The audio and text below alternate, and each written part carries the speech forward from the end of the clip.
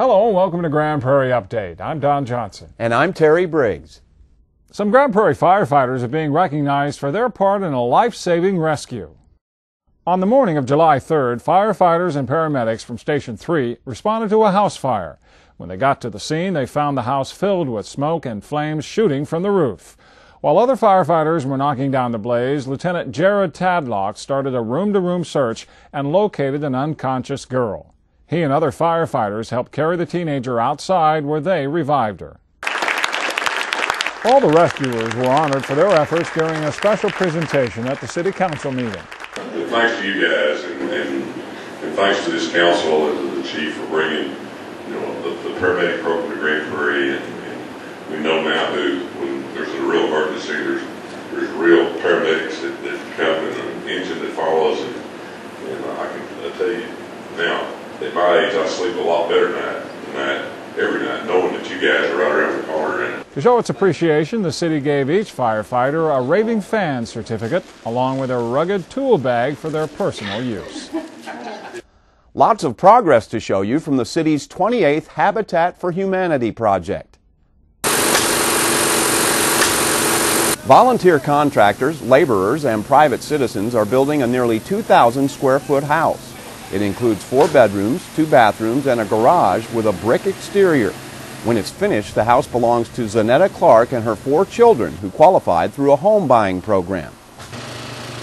If you'd like to help out, call Housing and Neighborhood Services at 972-237-8176. This is an historic week for one Grand Prairie church. West Fork Presbyterian Church is celebrating its 140th anniversary. We're very proud of the heritage that we share with you. In fact, you didn't know any boundaries, because I see this church doesn't know any boundaries today. During a celebration service, officials recalled some of the significant events the congregation has witnessed since 1870. And in case you're wondering, West Fork is the oldest established church in Grand Prairie.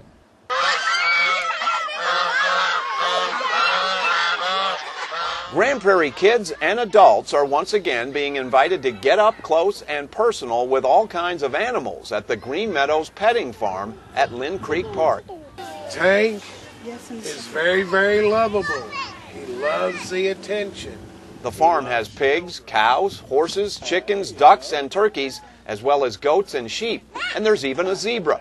This is the 13th year in a row for Green Meadows in Grand Prairie, and officials expect thousands of visitors during their 3-week stay here.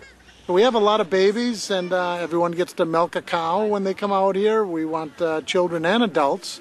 You know, a lot of adults have never been this close to a cow, so they get a chance to hand milk a cow, and everyone gets a chance to feed the goats and sheep, and as well as a llama and alpaca. And everyone gets a hayride, and at the end everybody gets a pumpkin. And we do have a show here that involves a pig race, and that seems to be pretty popular.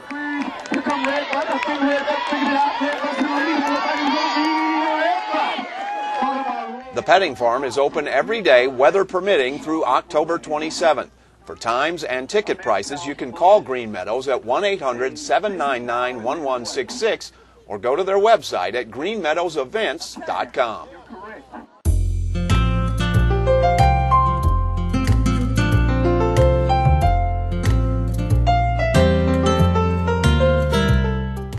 This is your keeper pair, it says.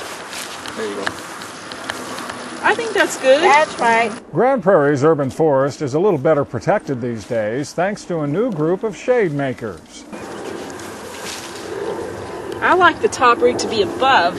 These folks are the latest graduates from the city's Shade Makers class. It combines 2 days of classroom training along with a hands-on project, all supervised by certified arborists. The Shade Makers class for 3 reasons. One is to try to teach our residents about the trees that are good for Grand Prairie so we can prevent mistakes that we're having to correct now, like putting the wrong tree in the wrong place. So we teach right tree, right place. We also teach people how to properly prune and care for the right trees in the right place.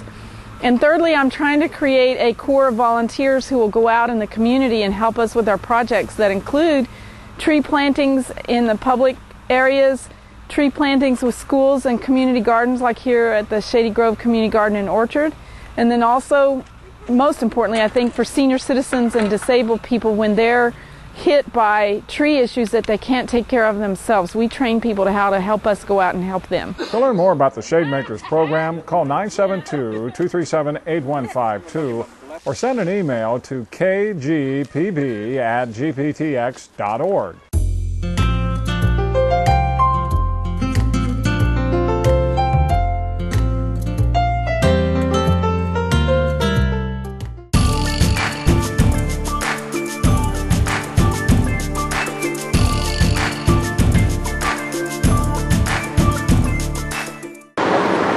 They are known as bandit signs, and they've been showing up more and more around the city lately.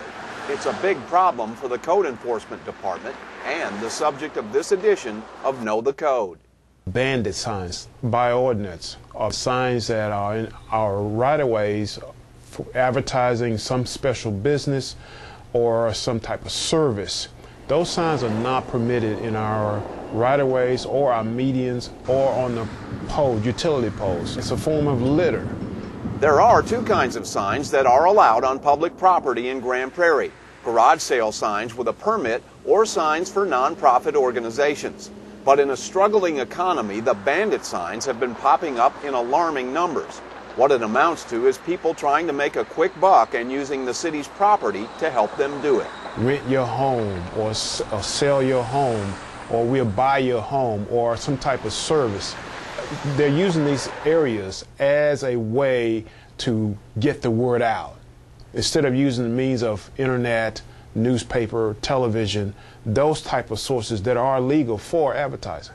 And Collins says it seems that as quickly as code enforcement officers can pick up the signs, they are often replaced. And that's the problem. The city is wasting man-hours and, in effect, money that could be better spent in many other areas. And even the possibility of fines of up to $2,000 per sign has not been enough of a deterrent, because in reality, the violators are not easy to catch. What we like to do is appeal to the community to help us with identifying these people who are coming along at all hours of the night and early morning. And if you see a violation in progress in Grand Prairie, this is what you can do to help. If you can get some type of vehicle number, color, or make of the vehicle, and also the tag number, or even a description of the person, if you can see all of that, and report that back to us. Go on our website, use our complaint form, send that information. We will record this information and track those individuals down who are placing signs in our right-of-ways.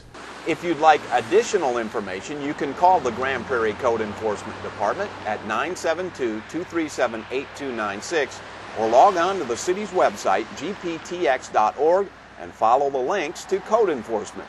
And now you know the code.